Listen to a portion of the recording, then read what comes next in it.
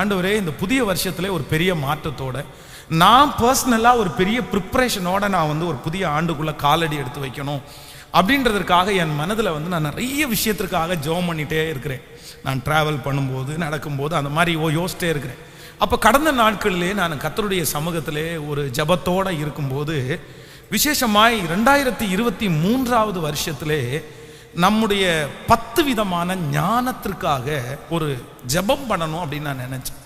அப்போ ஒரு மனுஷனுக்கு ஒரு புதிய வருடத்தை சந்திக்க போகிற ஒரு தேவனுடைய பிள்ளைக்கு ஒரு 10 விதமான ஞானம் நமக்கு தேவை. இந்த உலகத்திலே பரிசுத்த வேதாகமம் சொல்லுகிறது ஞானமே முக்கியம். என்னத்தை சம்பாதித்தாலும் நீ ஞானத்தை சம்பாதித்து புத்தியை சம்பாதித்துக்கொள். அப்போ எந்த இடத்துல ஞானம் இருக்கிறதோ அந்த இடத்துல பணம் வரும். எந்த இடத்துல ஞானம் இருக்கிறதோ அந்த இடத்துல உயர்வு வரும். அந்த இடத்துல ஆண்டவரே கடந்து வருவார். நம்முடைய வாழ்க்கையிலே நம்ம நிறைய இழந்தது, நம்ம விட்டு கொடுத்தது, நம்மளை விட்டு போனது கர்த்தர் நமக்கு கொடுக்காமல் இல்லை. நிறைய பேருக்கு ஆண்டவர் கொடுத்தார், அழகு பார்த்தார், அவர்களுக்கு நினைக்காததை கர்த்தர் கொடுத்தார், விரும்பாததை கர்த்தர் கொடுத்தார், அவர்களுடைய திராணிக்கு மிஞ்சியெல்லாம் ஆண்டவர் கொடுத்தார். ஆனால் அவர்களுடைய சொற்ப ஞான குறைவு, சொற்ப மதியினம், அதான் ஒரு நல்ல தைலத்தை, ஒரு செத்த தைலக்காரனுடைய மொத்த தைலத்தையும் நாரி கெட்டு போக பண்றது போல சில ஞான குறைவுகள் ஆண்டவர் கொடுத்ததை நம்ம இழக்க வச்சிருச்சு. நம்மை விட்டு நிறைய ஆசீர்வாதங்கள் நம்மை விட்டு போனது. நிறைய பேர் நம்மை தவறாய் நினைத்தார்கள். அந்த ஞான குறைவினால 10 வருஷமா பாடுபடுறவங்க இருக்கிறாங்க, 20 வருஷமா பாடுபடுறவங்க இருக்கிறாங்க. வாழ்க்கையே இனி பாடுதான், அந்த ஒரு இடத்துல ஞானம் இல்லாதனால அப்படின்னு வாழ்றவங்க எல்லாம் நிறைய பேர் இருக்காங்க. அப்போ ஞானம் அவசியம்.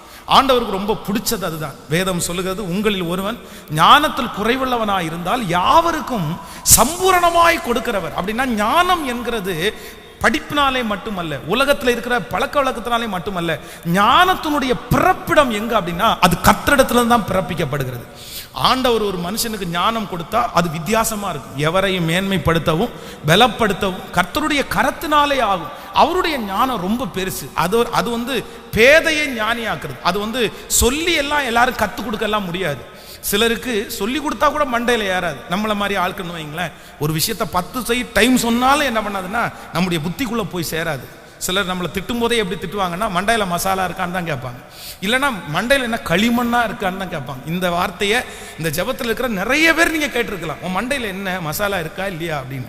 ஸோ அப்படிப்பட்ட ஒரு ஆள் தான் நானும். அப்படி தான் நினைப்பேன். அப்படிதான் எதுவுமே நமக்கு மண்டையில் ஏறாது, சொல்லி கொடுத்தா புரியாது, என்னமோ பண்ணுறது மாதிரி இருக்கும், என்னமோ அவங்க என்னமோ சொல்கிற மாதிரி.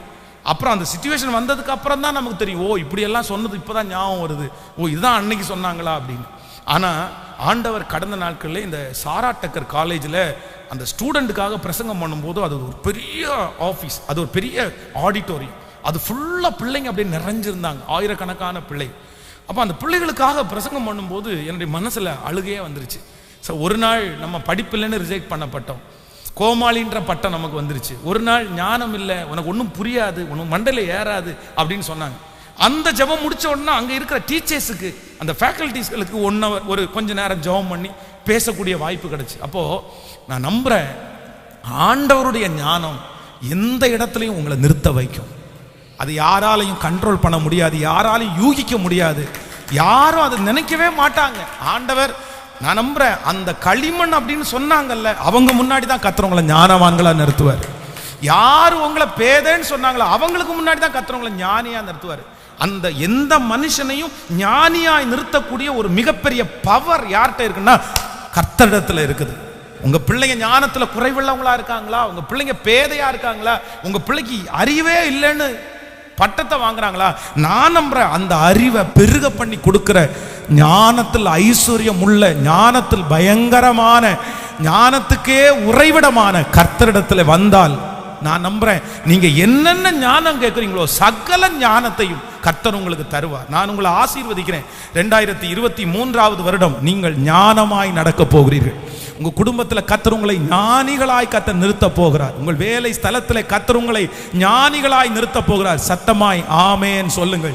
எந்தெந்த இடத்துல நீங்கள் குறைவாய் ஃபீல் பண்ணீங்களோ அந்த இடத்திலெல்லாம் தேவன் உங்களை தேறினவர்களாய் கர்த்தர் உங்களை நிறுத்த போகிறார். உங்கள் பிள்ளைகளை நிறுத்த போகிறார்.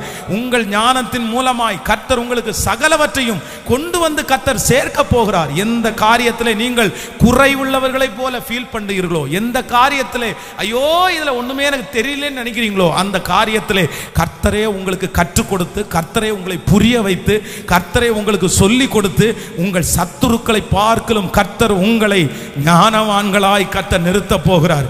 உங்களுக்கு படித்து கொடுத்தவர்களை காட்டிலும் நீங்கள் நன்றாய் கரங்களை தட்டி ஆமென், உங்களுடைய டீச்சரை விட கர்த்தர் உங்களை, அதுதான் ஆண்டவருடைய பெரிய ஆசீர்வாதம். அப்போ எல்லாருமே இந்த வருஷம் தொடங்குறதற்கு முன்பாக இனி இருக்கிற இந்த 19 நாளைக்குள்ள நீங்க டெய்லி இந்த ஞானத்திற்காக ஜெபிக்கணும். அப்ப நான் வேதத்தை இந்த ஞானத்திற்காக நான் புரட்டி பார்த்தபோது, இந்த யோசேப்பினுடைய வாழ்க்கையிலே அவன் ஒரு மிகப்பெரிய உயர்வை அடைந்தான். அவனுடைய ஆசீர்வாதங்கள் எல்லாம் சொல்லி முடியாதது.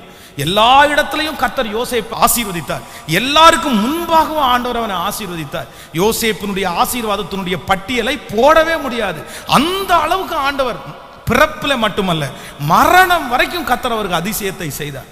அப்போ இந்த யோசேப்புக்குள்ளே இருந்த 10 விதமான ஞானத்தை ஆண்டவர் என்னுடைய இருதயத்திலே கொடுத்தார். ஸோ அதுக்காக நம்ம இன்னைக்கு ஜெபம் பண்ண போறோம். முடிஞ்ச வரைக்கும் நான் 10ஐயும் வேகமா உங்களுக்கு சொல்ல போறேன். ஆமேன் சொல்லுங்கள். நீங்க ஒன்னொன்னா அதற்காக என்ன பண்ணணும்னா ஜெபம் பண்ணணும். கையை உயர்த்தி ஒரு ஹல்லேலூயா சொல்லலாம். கரங்களை அசைத்து ஒரு ஹல்லேலூயா சொல்லலாம். நல்ல கையை அசைத்து ஒரு ஹல்லேலூயா சொல்லலாம்.